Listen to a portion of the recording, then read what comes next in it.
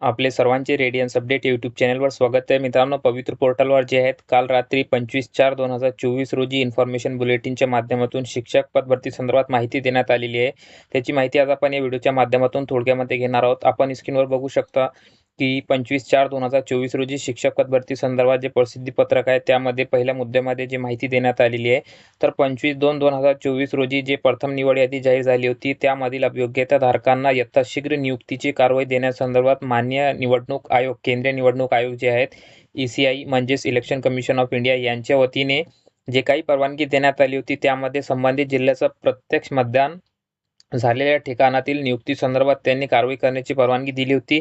याला अनुसरून शिक्षण खात्याच्या वतीने ग्रामविकास खात्याचे प्रधान सचिव यांना देखील विनंती करण्यात आली असून संबंधित जिल्हा परिषदेचे CO यांना याबाबतचे निर्देश देखील दिले जात आहे आणि जे उर्वरित नियुक्त्या राहिलेल्या होत्या 11,085 उमेदवारांपैकी त्यांना नियुक्ती देण्यासंदर्भातली कारवाई संबंधित जिल्ह्याचे मतदानाचा फेज संपल्यानंतर करण्यात येणार आहे.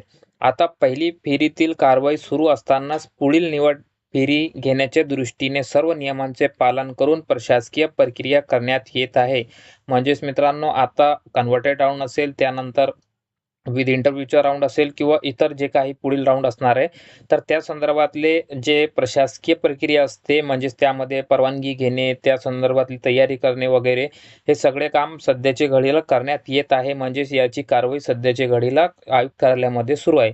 पुढील फेरीमधील माजी सैनिक, प्रकल्पग्रस्त, भूकंपग्रस्त व तत्सम पदातील वेगवेगळ्या जे घटक आहेत त्यांच्या मागण्या विचारात घेता समन्यायी पद्धतीने व शासन निर्णयातील जे काही सूचनांचे योग्य ते पालन करून कारवाई भविष्यामध्ये जे आहे कोणतेही न्यायालयीन प्रकरण यामध्ये उद्भवू नये म्हणून कोणीही न्यायालयात जाऊ नये म्हणून सर्वांना योग्य पद्धतीने शासन निर्णयातील सर्व जे काही तरतुदी आहे त्याचा विचार करून याची दक्षता घेऊन जे आहे त्या संदर्भातली कारवाई करण्यात येत आहे. म्हणजेच मित्रांनो, माजी सैनिक असेल, प्रकल्पग्रस्त असेल, भूकंपग्रस्त असेल आणि इतर जे काही समांतर आरक्षणातील पदे असतील तर याबाबत नेमके JR मध्ये काय तरतूद आहेत, तसेच उमेदवारांच्या मागण्या काय आहेत, काही घटकांच्या मागण्या जे आहेत त्या सर्वांना विचारात घेऊन कोणतेही भविष्यामध्ये न्यायालयीन प्रकरण उद्भवू नये म्हणून याची दक्षता घेऊन पुढील कारवाई करण्यासंदर्भात जे आहे शासन दक्षता घेत आहे. या सर्व बाबी विचारात घेऊन पुढील निवड फेरी सुद्धा लवकरात लवकर घेण्याच्या दृष्टीने प्रयत्न करण्यात येत आहे. म्हणजेच मित्रांनो, काही यूट्यूबर्स असेल किंवा चॅनलवाले असतील त्यांचं म्हणणं होतं की आता प्रथम निवड यादी लागलेली आहे, दुसरी निवड यादी जूनमध्ये लागेल, जुलैमध्ये लागेल किंवा न्यायालयीन प्रकरण आहेत. तर मित्रांनो, सध्याच्या घडीला 2022ची शिक्षक भरतीला इथे कोणताही स्टे नाहीत किंवा न्यायालयाने प्रक्रिया थांबवण्याचे कुठलेही आदेश दिले नाही. त्यामुळे 2022 TITची जी सध्याच्या घडीला प्रोसेस सुरू आहे त्याला मान्य उच्च न्यायालयाने देखील यापूर्वी काही निकालांमध्ये सांगितलेलं आहे की भरती प्रक्रिया तुम्ही तुमच्या वेळापत्रकानुसार पुढे घेऊन जावे. म्हणजेच मित्रांनो, इथे गो अहेड म्हणून उच्च न्यायालयाच्या वतीने शासनाला आदेश आहे. त्या दृष्टीने लवकरात लवकर दुसरी निवड यादी देखील किंवा ज्याला पुढील आपण निवड फेऱ्या म्हणू शकतो ते देखील लवकरात लवकर लावण्याच्या दृष्टीने प्रयत्न करण्यात येत आहे.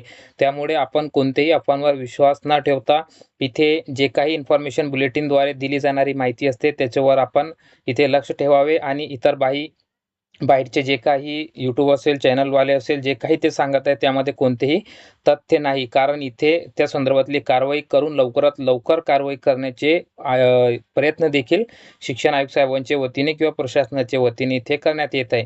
आता 2017ची भरतीवर जे काही स्टे आलेला आहे त्यामध्ये जे रिट पिटिशन पडला होता तर 2017 मधील 29/11/2023 रोजी त्या संदर्भातली यादी प्रसिद्ध झाली होती. त्यामध्ये समांतर आरक्षणासंदर्भात जे काही यादीवर स्टे मान्य उच्च न्यायालयाने दिलेला होता. सदर स्थगन आदेश उठवण्याच्या दृष्टीने सिव्हिल ॲप्लिकेशन दाखल करण्यासंदर्भात शासकीय अभियोग्यता यांना विनंती करण्यात आली असून त्याबाबतची न्यायालयीन प्रक्रिया पार पाडण्यात येत आहे. म्हणजेच लवकरात लवकर त्याचा देखील स्टे उठवण्यात यावा अशी विनंती सिव्हिल ॲप्लिकेशनच्या माध्यमातून जे प्रशासनाने इथे उच्च न्यायालयात केलेली आहे. आता जेव्हा 2017ची संदर्भातली ही याचिका बोर्डावर येईल तेव्हा त्यामध्ये मान्य उच्च न्यायालयाच्या वतीने जे काही स्टे संदर्भातला आदेश आहे ते पारित करण्यात येईल. जर स्टे उठवला तर नक्कीच ते राहिलेल्या नियुक्त्या देखील मित्रांनो प्रशासनाला पूर्ण करता येणार आहे 2017च्या. उर्वरित भरती प्रक्रिया तसेच भरती प्रक्रियेतील अन्य अडचणी दूर करण्याच्या दृष्टीने प्रशासनाकडून सतत त्याबाबतचा प्रयत्न केला जात आहे. या भरतीमध्ये सुरुवातीपासूनच जे आहे इथे काही मंडळी कोणतेही अधिकृत माहिती नसताना तसेच प्रशासकीय कार्यपद्धती, निर्णय प्रक्रिया अथवा नियम याची जुजबी माहिती नसताना सुद्धा ते स्वतःच्या मनाने काही संभ्रम निर्माण करण्याचा प्रयत्न करीत असल्याचे दिसून येत आहे. त्यामुळे अशा उमेदवारांपासून, लोकांपासून आपण सावध राहण्याची इथे सूचना आपल्याला प्रशासनाने केलेली आहे. कारण मित्रांनो, काही माहिती नसताना इथे जे मनात आलं ते सांगायचं आणि कोणतेही नियम याची माहिती न घेता, उच्च न्यायालयातील विविध निर्णयांची माहिती न घेता जे काही असेल ते स्वतःच्या मनाने संभ्रम निर्माण करण्याचे जे काही उमेदवार आहेत त्यांच्यापासून आपण दूर राहावे.